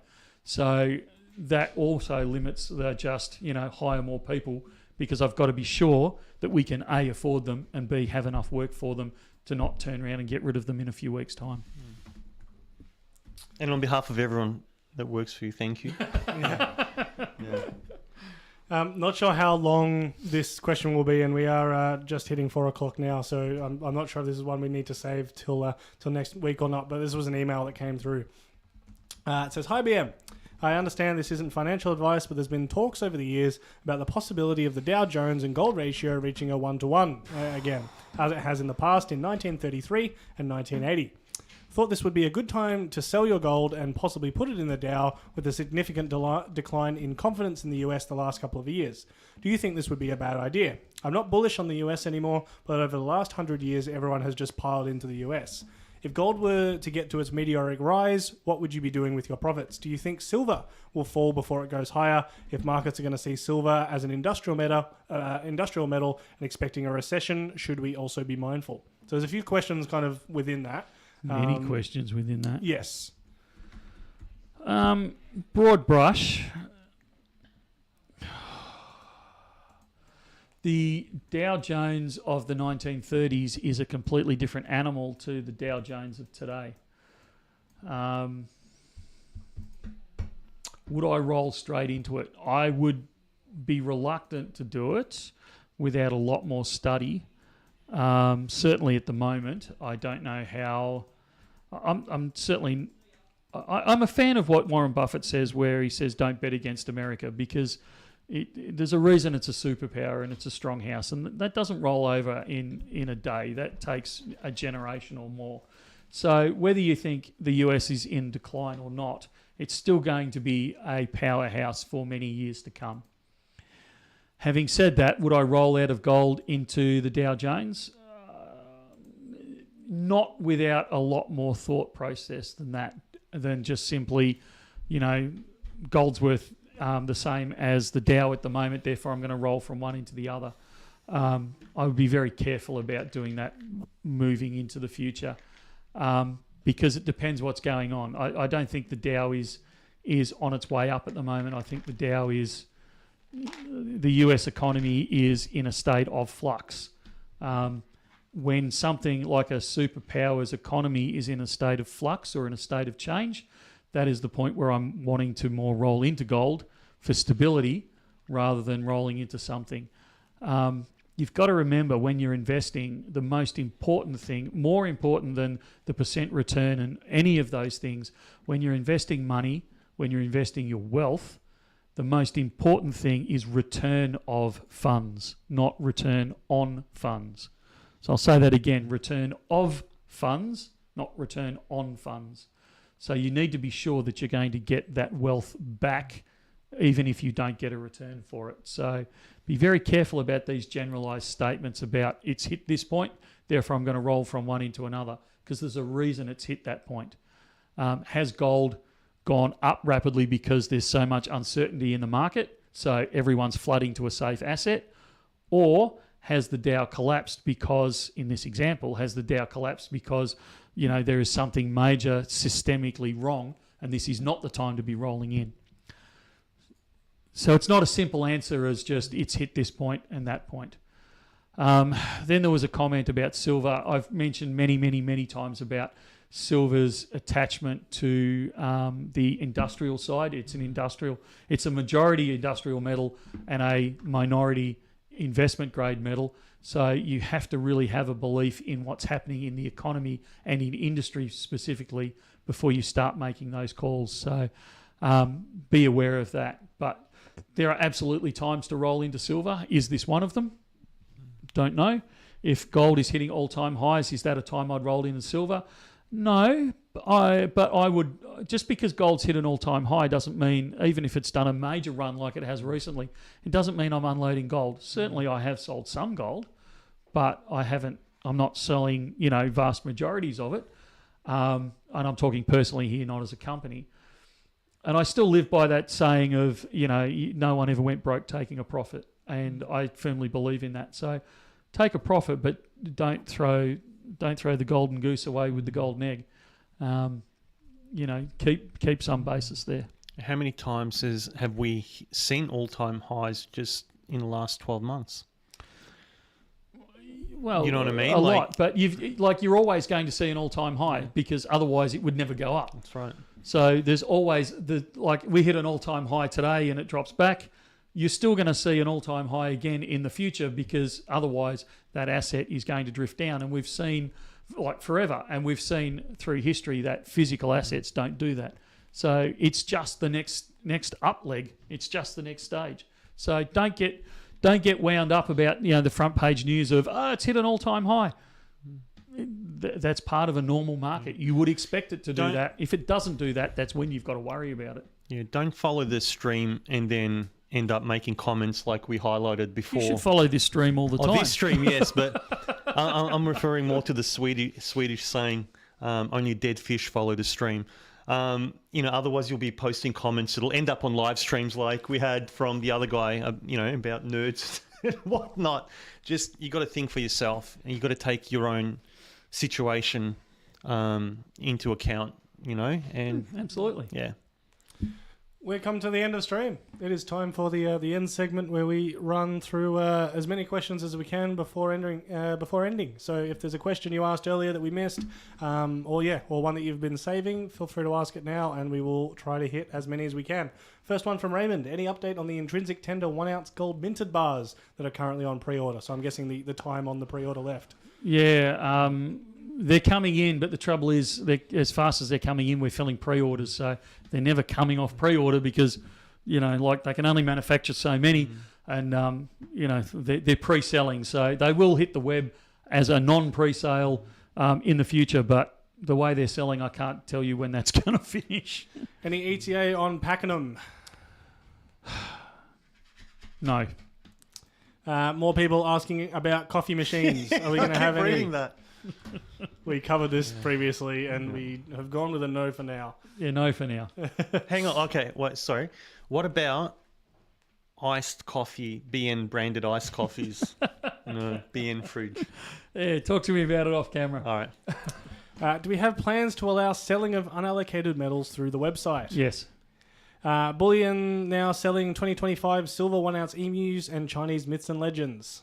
The emus we've done, and we didn't get the silver. Sorry, not the silver, Oh, the it's gold. not the silver. We won't do the silver. And no Chinese myths and legends. No, the Chinese myths and legends are another private series that we can't go near. Follow them behind, and my goodness, they're coming thick and fast. Spot price printed on invoices. That's a good idea. We used to do that, actually. We used to, yep. Yeah. Why there's a Smithy's Bullion section on the website that now has it's got a product up, but you can't buy it. It's a weird kind of limbo product, so we might need to get that looked at. Yes, I've already. Sorry, I saw your comment earlier, and I've already messaged Adzi about that. So we're going to look into that. Yep. When you say if you were younger you would hold more silver platinum because you can wait out the volatility, is that because you want to trade the ratio? Hope it goes up more than the gold, or question mark? A little bit of everything of the above. I like silver as an investment, so I would hold it. I'd hold more of it if I was younger, like a higher proportion, because silver is very volatile, or can be very volatile. Not cryptocurrency volatility, but precious metal volatility. So I would ride that volatility. I'd buy more of it when the volatility was, taking it down, and I would get rid of more of it when the volatility was taking it up. I'd play the market a lot more if I was younger with silver. On that note, because my young daughter, she stacks, and there's more silver, but more so because she doesn't have a full-time job. So as she saves up, and a nice coin comes in, well, she's still haven't looked over her resume. So she keeps asking about a BN shirt. Rapid fire, Alex. You're killing me here. Does Michael own Pepper Money? No, unfortunately. What producer is the 1 kilo locally produced silver that you just got in? A couple of different producers, local refineries. Is there a maximum weight you will ship domestically? I've accumulated a lot of metal in storage. No, there's no limit. We have insurance limits, but there's no weight limit. When will the website get some more 1 ounce gold coins? It's looking very thin. When I get 10 minutes spare. Do you think the Royal Mint might do a future kilo completer bar, given the popularity? Yeah, don't know. I'd love to see it. That would be interesting. Yeah. That would be really interesting. Yeah. Thoughts on UK Mint 10 ounce silver coins? I like them. Prefer the bars. Do we make a Bullion Now stubby? And if not, can we? As in a stubby holder? Yes. I like it. We should do it. Look, I can't stand beer, but I think that's a cool idea. You drink your coffee with it, mate. Yeah, maybe. What was the justification for Border Force to charge GST on the Beast gold bars? If you can tell me that, I'd love to know. We're going to end up just paying the GST on it and claiming it back from the tax department in the end. How's your new PA going? I don't know. You'd have to ask him that. He's looking pretty stressed out. Can He's people doing a crack a job, though. Can people get a hot chocolate machine then if you're not going for a coffee machine? I'm voting no on that one because I already struggle with weight. I think that'd push me over the edge. Has everyone gone broke after this week's releases? Yes. Spot price on the invoice, we covered that one. Is Michael's plane still covered in Yes. dust and cobwebs? Oh, I got a hard time for it the other day. Yes, it is. When will we be processing the kilo silver bars for pre-orders, the locally produced ones? They should be doing it right this minute. How much notice do I need to pick up orders in storage? I love it when you give me 48 hours notice. Yeah, 48's pretty good. Yeah. Or more. Or more, yeah. Regarding spot price on purchase, print a PDF of the page at purchase. That's what I do. It'd be good if we could have that info on there because that's it. It's obviously something we've already got the information for. So it'd be good Rapid to have fire, that. Rubes. Which kilo coins cost the same as the kilo Perth Mint bar? Say that again. Which kilo coins cost the same as the kilo Perth Mint bar? The ones we're doing 23 the deal on. koala and the 24 dragon. Well, Someone stocks wanted last. to know if we've got more of the 23 koala because they were told on the phone that we were out of the koala. We didn't have any koalas, but I was embarrassed to say that there was a delivery turned up yesterday, so that's Yeah, snuck but that under took the us all radar. by surprise because as far as we understood, the koalas were gone. Yeah. Are Chinese mint, gold and silver products as trustworthy as Perth Mint, Royal Canadian Mint, etc., or is counterfeiting more of a... Counterfeiting's not a big concern. The people we're ordering from, we're buying from the legit... Oh, you're talking about from our side? Well, I'm No, guessing. I understood that as an Yeah. overall. Look, we buy direct from the mint, so you can't get much more raw from the source than that. But would I buy it off one of the? I'm trying not to use one of the names, but one of the generic. Would I buy it from Gumtree? No, I wouldn't. Did Bullion Now buy Matt a cake for his anniversary of the shop? Well, if he didn't invited me, even think maybe if he invited me to the anniversary of the shop, I would have brought a cake with me. Suggestion: BN bag with a BN Velcro patch that you can take on and off. I think I saw that Yes, one. That's yeah. a good idea. Just back on that, my PA said to me just before we came on stream, "Would you like me to go and buy your wife something for Mother's Day?" And I turned around and said, "She's not my mother." He was horrified. Never mind buying a cake from Matt. BN coffee mug. Yes. I think idea. it's a good idea. Thoughts on Goldbacks? Quickly, I know Alex, Love 'em. you're a fan. Yes. Yeah, I love the design. I don't like the price. But it's great for educational purposes as well. Absolutely. Yeah, you talked about cheaper fractional gold in the future. Any new info? Yeah, look, we're seeing the premiums come down. It's not going to be an overnight thing where we're all of a sudden going to go, wow, look at the price of those fractionals. But, we're starting to see them trickle down loosely. If you make a stubby holder, please don't cheap out on the quality. What do you believe the situation will be with bullion if global digital currency is implemented? I think we will see gold have a very similar demand to what we have now. A global digital currency is very similar, depending on how it's structured, obviously, but it's very similar to the fiat currencies we have now. It's just going to be accepted on a much wider basis. So it's just more of the same, same but different. People like me will get a lot more, I can tell you that now. Yeah. Will we be getting more 5-ounce Germania mint bars? Eventually, yes. There was an email about Summit Metals at Germania Mint. Yeah, mate, I saw that email. It just didn't get added to the stream this week. 125th anniversary platinum 1-ounce left. Well, I think there's a roll of them out the back or I something. think so, isn't yes. Because we touched base on it last week. there? Yeah. Have either of you been to the Royal Mint UK experience in Wales? If yes, what did you think? No. Michael was not allowed. I got locked out. He was barred from the Royal Mint. That's something, I think, to complete the story, I would love you to be able to go through and see that properly. I don't think they liked my comments that I made on YouTube just prior to me turning up.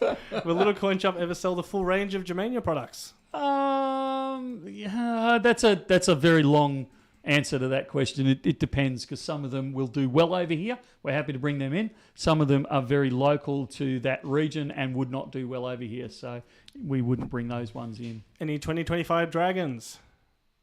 And we got more than Is we that, can no, poke a that's stick the... at. Hang on, are you talking about the Chinese Yeah, I was dragons? going to say that could be the Myths and Legends one. I'm No, not sure. No, the actual China Oh, Mint dragons. right. The first in a series that came out and instantly sold out. Moving right along. Yeah. Unallocated and allocated and storage balances on account webpage. Love to see that. Any gold buffaloes coming in? Yes is the short answer. I thought they'd be here by now. So I don't know what happened with that. Michael, do you want a set of coloured carded double Phoenix? Don't know. It depends on the price. Will BN sell bullion for stable coins like I'm guessing, crypto? Look, we have a hard enough time dealing with the variations that we've got to deal with without introducing other ones. I know you're mentioning stable coins, but this still brings in a next level of risk and all those sorts of things. So in the shorter term, my answer is going to be no, but you never know what happens in the future. Are they still making the 1/10 gold cooks? Yeah, not that I'm aware of. Planning the next Lunar Series Perth Mint tour yet? Believe it or not, that discussion came up earlier on this week. Some more merch ideas there, being stubby holder with pull string as carry bag, so you can seal I on love top it. of it. That's quite good. Yeah. Hey guys, any idea when Perth Mint half-ounce gold coins stock will come back in? No, and I'm a bit frustrated with that one because they should be here by now. We made it to the bottom of the list. Hey! that was a longer one. I think people realised that if they just kept asking questions, we were just going to keep going. Any buybacks for online buyers? Oh, they realised. Yes, we do have buybacks. We've just got to get the time. Again, it comes back to, do you want us to pack orders or do you want us to list things on the web? Any 1/10 silver Brits or Maples planned? Yes. There you go. Need to rename it random, sometimes distracted, semi-rapid fire questions. You know what? I think that's Save that one. Yeah. I think that's very accurate. Thank you very much for watching, everyone. Sound issues and everything, permitting. I think we got through most of it. I'll take a look for next week. Hopefully we can sort that out. But thank you very much for watching, everyone. And if it wasn't for you guys, this live stream would be just three blokes rabbiting into a microphone, into an echo chamber. So we are very, very thankful for Don't you forget joining Mother's in. Day. Don't forget Mother's Day on Sunday. For Australia only, there is a bit of a different... well, not just Australia, but I know the UK has a different one. So don't panic if you're in the UK. But yeah. Have a great and safe weekend, and we will see you with more fun and games and shenanigans next week. There's more releases coming through, so if you've got any dry powder, hang on to it for next week. And hopefully with a bit more energy. It's been a full-on week. We will try our hardest to get to the bottom of the shipping list and the picking list and all the other lists that we go with it. Thank you very, very much for tuning in, and we will see you very soon. See ya. See ya.